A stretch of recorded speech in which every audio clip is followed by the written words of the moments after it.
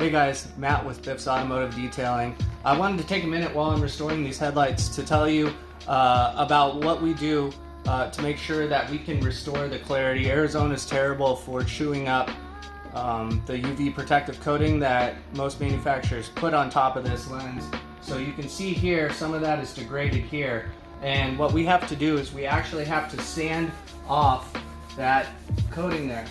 And it's a very time-consuming process involving various grits of sandpaper and then a compound and final polish. Added protection can come from paint protection film or ceramic coatings, things like that, to prevent the lens from oxidizing or turning yellow again.